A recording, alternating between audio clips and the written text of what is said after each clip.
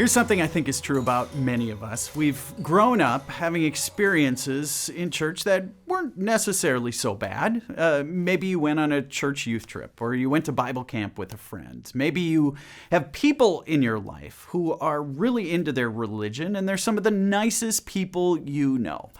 But if you are honest about your faith, your perceptions of Christianity, if you're really honest, you've got some doubts. And if you're really honest, again, when you look at what certain Christians do, what they say, how they act, you're a little disappointed. In fact, maybe even a little embarrassed. Which, again, if we're going to be really honest, all this has caused you to become more than a little disillusioned when it comes to faith, church, and Christianity. If that's you, if this describes you, I want you to know I get it. Because the truth is, in some Christian circles, Christianity has become all too resistible. So we're in session 4 of a 5-session series we are calling I'm Just Not Sure. It's an honest conversation about Christianity for doubters, for those who have been disappointed and find themselves disillusioned by Christianity. And here's what I'd like to do today.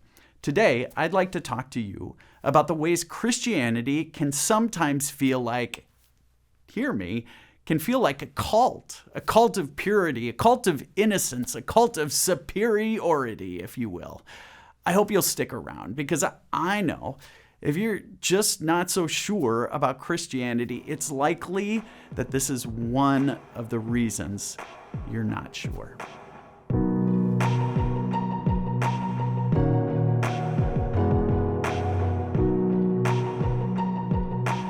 A recent study found that until the year 2000, approximately 70% of Americans were members of churches. Church was a stable fixture in the lives of Americans for years. But since the year 2000, church membership in America has declined sharply. And today, only 45% of Americans are members of a church, which tells me that the majority of us, we have our doubts, we've been disappointed by the church, and many of us are disillusioned by what Christianity is today. We've been talking over the last few sessions about the reasons many of us just aren't so sure about Christianity anymore. In the first session, we talked about Christianity's relationship to violence. In session 2, we talked about how the church's theology is often toxic and destructive. During our last session, we talked about how Christianity often constricts intellectualism. And today, I want to talk about how for many Christians, Christianity has become a cult of purity, of innocence, and superiority. Now, bear with me here. What do I mean by all of this? Now, I don't need to tell you that Christians, well, there are perceptions of Christians today. The first of those perceptions I'd like to talk about is this, that Christians are the pure ones. I grew up in an age when good Christian girls, when they got to a certain age, they would run out and purchase purity rings. Do you remember those?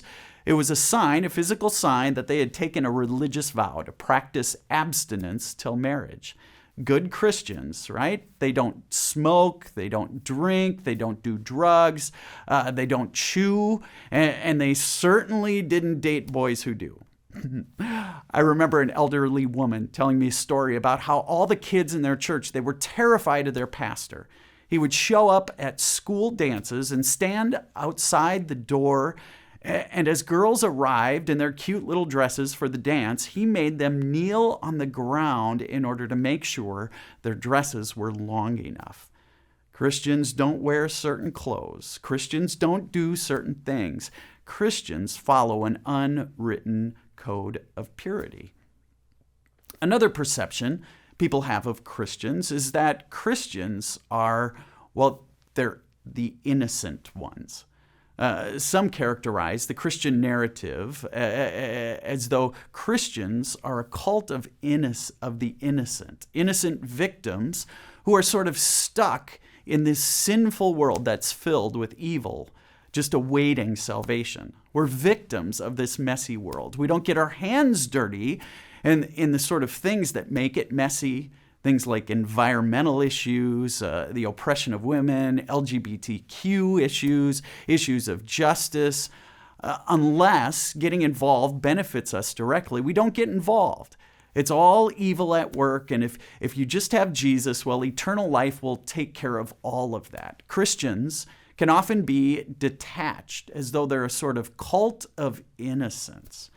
And finally, because of the emphasis many of us place on purity and innocence, there accompanies amongst Christians an air of superiority. You know this. Christians are sometimes perceived as people who, well, we wouldn't say it this way, but we're just a little bit closer to God.